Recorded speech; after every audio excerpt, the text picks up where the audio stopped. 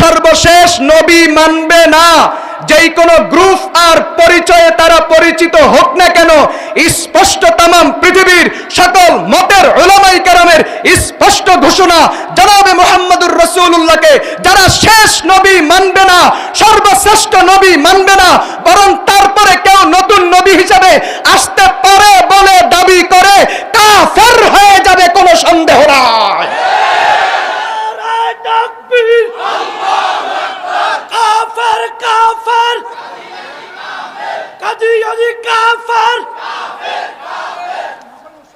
কথা বুঝতেছেন আপনারা?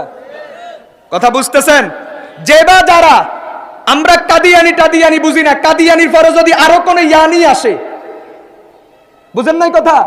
কাদিয়ানির পরে যদি আরো কোনো ইয়ানি আসে, আমরা কোনো ইয়ানি টিয়ানি বুঝি না, আমরা সোজা কথা বুঝি জনাবে মুহাম্মদুর রাসূলুল্লাহ সাল্লাল্লাহু আলাইহি ওয়াসাল্লামকে যে বা যারা, যেই ব্যক্তি বা যেই জামাত শেষ নবী মানবে না, সর্বশ্রেষ্ঠ নবী মানবে না, বরং তারপরে নবুয়তের দরজা খোলা আছে, নতুন কেউ নবী হিসেবে আসতে পারে এমন বিশ্বাস রাখে, স্পষ্ট কথা, যে বা যারাই হোক না কেন, যত বড় শক্তির মালিক হোক না কেন, জীবনের শেষ পর্যন্ত তাদেরকে আমরা কাফের বলেই যাব, বলেই যাব, বলেই যাব। ঠিক তবে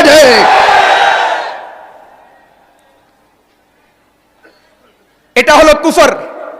যেই বিষয়ে ঈমান রাখতে হয়, 6টা বিষয়ের কোনো একটা বিষয়কে যদি অস্বীকার করা হয়, সাথে সাথে কাফির।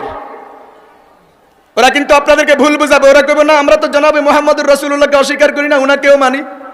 তা আমরা বলি তো উনি তো বলছে লা নাবিয়্যা বাদি, উনার পরে কেউ নাই, তোমরা তো উনার পরে আরেকজনকে মানো। আমরা এই কারণে তোমাদেরকে কাফের বলি।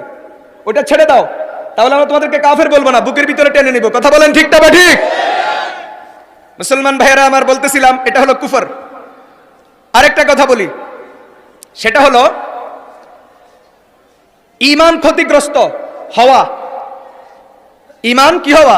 দুর্বল হওয়া, ক্ষতিগ্রস্ত হওয়া। এমন কি ক্ষতিগ্রস্ত হতে হতে ঈমান চলে যাওয়ার পর্যায়ে যাওয়া, এটার নাম হলো কবিরা গুনাহ। বলেন এটার নাম কি? বলেন এটার নাম কি? কবিরা গুনাহ। ঈমান বিরোধী, ঈমানের সাথে সাংঘর্ষিক। কেমন সাংঘর্ষিক? কুফরটা ডাইরেক্ট, কবিরা গুনাহটা একটু ইনডাইরেক্ট। কুফর অর্থাৎ 6টা বিষয়ের কোনো একটা জিনিস অমান্য করলে সাথে সাথে কাফের, আর কবিরা গুনাহ করলে সাথে সাথে কাফের হয় না, কিন্তু তার পরিণতি কুফর। বুঝতেছেন কথা? যেই কোনো ধরনের কবিরা গুনাহ থেকে বেঁচে থাকতে হবে যদি ঈমানকে হেফাজত করতে হয়।